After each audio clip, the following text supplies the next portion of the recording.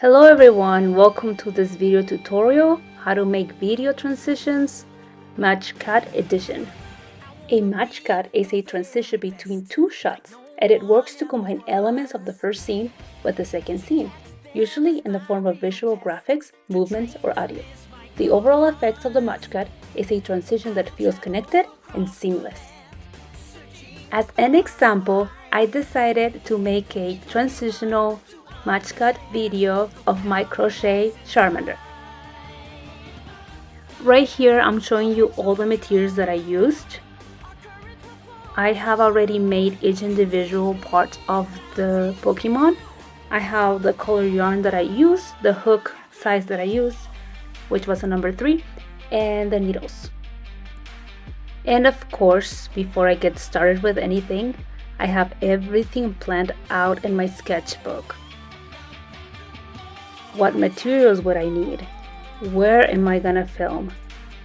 What are different kind of transitions that I could use for this video? And sketches of each of the transitions and the angle of the camera. Before I started filming, the first thing I did is clear my desk of all the objects that I did not want to show in the video. Then I wiped the table to get rid of the dust. Now that everything is clean, it is time to start filming. I opened all of the windows so that I could get good lighting. Here I'm filming one of my ideas for a transition, dropping the materials I use into the table. As you can see, I'm filming this multiple times to get different film options when I get to editing. It's better to have more clips to work with than just going with the first option. You don't want to go back and set everything back again because something went wrong. This is my second clip. My idea was to have the parts of the Charmander done. And again, I'm filming multiple clips so that I have more options to pick the very best one. And here's my third clip, which I thought it would be a good idea to use the stuffing to cover the glance and then stuff the Charmander after. And of course, I have way more clips than what I'm showing you in the tutorial, but if I did, it would take forever. Once I'm satisfied with all of the clips I made from the first, second, and third scene, I am ready to finish up my Charmander by stuffing it and sewing it together. It took me about 40 minutes to get this done. But here is the speed up version of my process.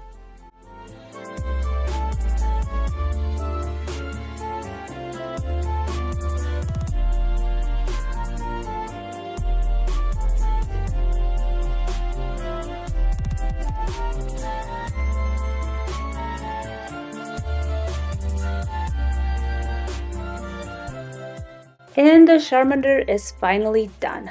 I am ready to film my final scene, and I also have some Pokemon in the background that I will be using for this scene.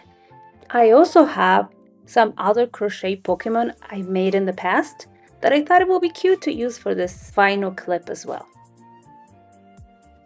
I decided to make an extra clip just showing my finished product by itself before I go to the end with the other Pokemon. And here I'm filming the last clip for my video with my finished Pokemon. I know I said it multiple times, but I will say it again. Film multiple times to get the best finished product. Once I have all the video part done, I'm going to upload all my clips into my computer. Then I added all of my videos into iMovie to edit them. I also added the song that I wanted for my video. I downloaded this song from YouTube using an MP3 converter. I selected a specific section of the song that would go well for the transition video. Then I went through the video clips and selected the specific sections I wanted for my final video. As you can see, I keep playing the video over and over again to make sure that the music and the transition matches pretty well. And remember, you may use any website or app to edit your own videos.